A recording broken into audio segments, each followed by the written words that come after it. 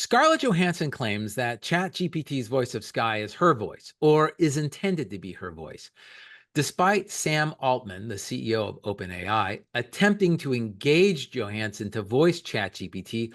Altman claims that Sky isn't her, that it's a voice actress OpenAI hired well before his initial discussions with Scarlett's agent.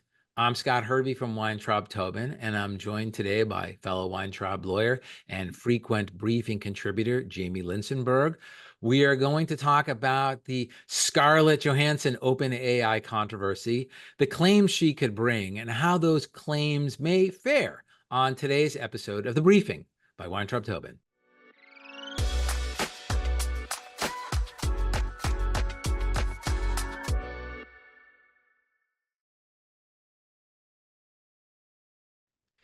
Jamie, welcome back to The Briefing. I think this one's going to be a good one.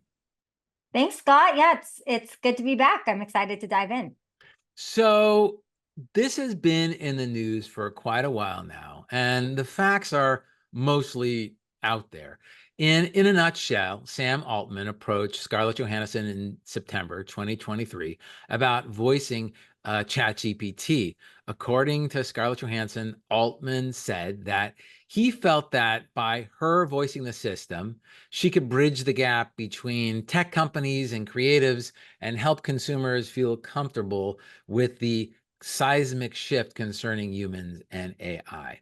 Apparently, Altman felt that her voice would be comforting to people. Scarlett Johansson ultimately declined. 2 days before the ChatGPT 4.0 demo was released, Altman contacted Johansson's agent asking that Scarlett reconsider. Now, also sometime before the ChatGPT demo was released, Sam Altman tweeted her, which seems to point to the 2013 movie where Scarlett Johansson voiced a Siri-like AI assistant.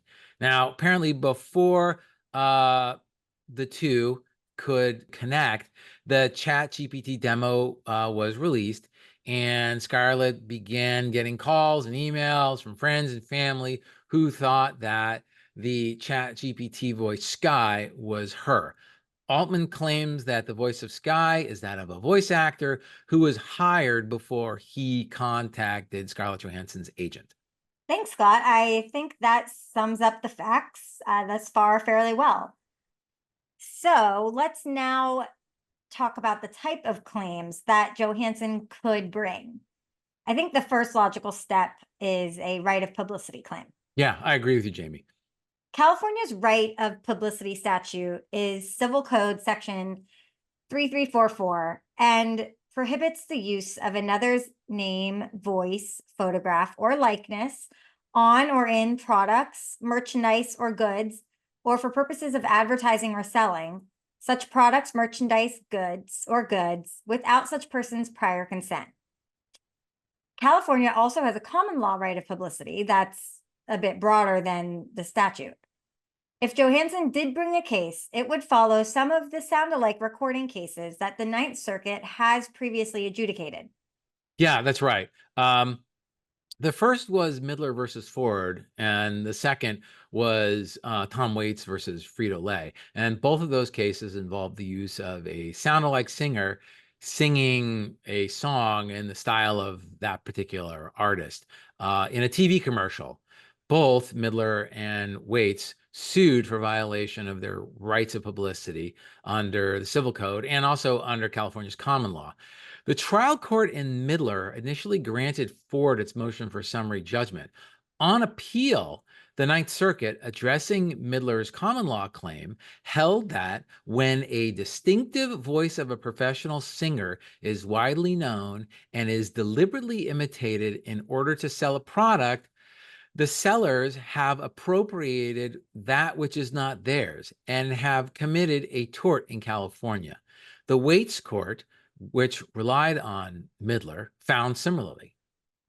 There are a few issues that I can already see with this type of claim if Johansson were to bring it.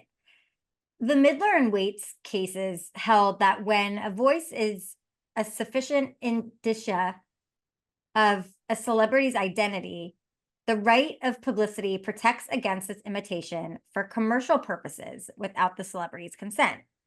So the first hurdle Johansson would have to overcome is whether her voice is sufficient indicia of her identity.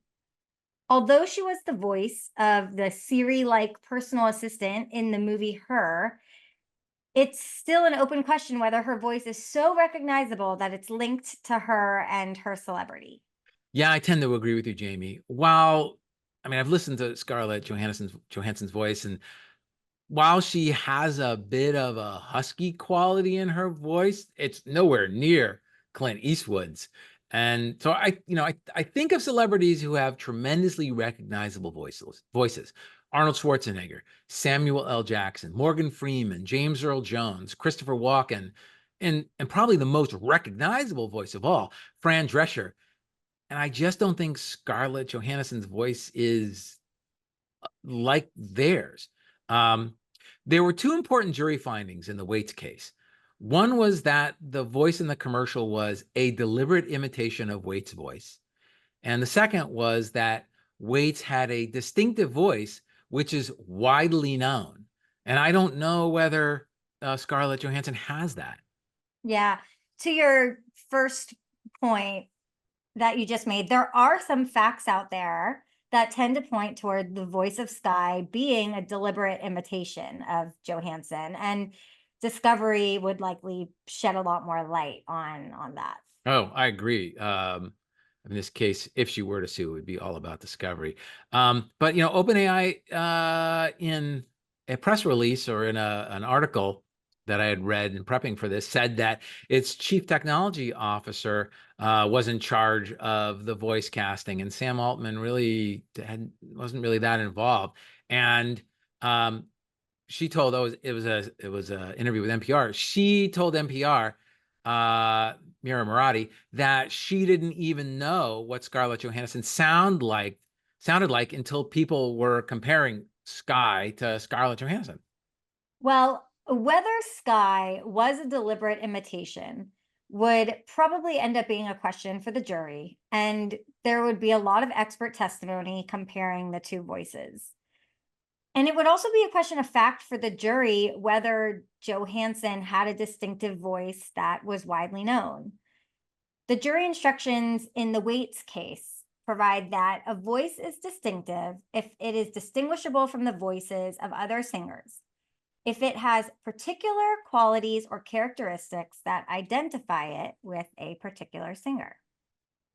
Yeah, I think that would be the big hurdle for Scarlett, would be if her voice meets the elements necessary to be distinctive. All right, so let's talk about the other claim she could bring, which is a false endorsement claim under Section 43A of the Lanham Act. And that prohibits the use of false designations of origin, false descriptions, and false representations in the advertising and the sale of goods and services. Courts have widely recognized false endorsement claims brought by celebrities for the unauthorized imitation of their distinctive attributes, such as a celebrity's likeness, where those attributes amount to essentially an unregistered commercial trademark. Right. And these false endorsement cases make sense. A celebrity has commercial investment in their name, appearance, and sometimes voice. And those are tantamount to the interests of a trademark holder in a distinctive mark. Yeah, I agree. And those cases are really well established. And so here's the potential hurdle that Johansson would face. Both the Second Circuit and the Ninth Circuit, which cover the major media markets, right, New York and California, they require evidence of either recognizability or public prominence to support a false endorsement claim. So similar to the issue she would face in a right of publicity claim, Scarlett Johansson would have to show recognizability and public prominence in her voice. And this may prove to be challenging for her. For sure, it's a question of fact for the jury.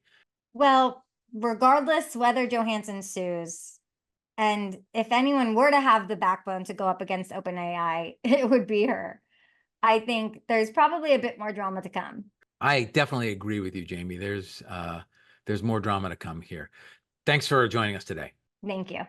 Thank you for listening to this episode of The Briefing. We hope you enjoyed the episode. If you did, please remember to subscribe, leave us a review, and share this episode with your friends and colleagues. And if you have any questions about the topics we covered today, please leave us a comment.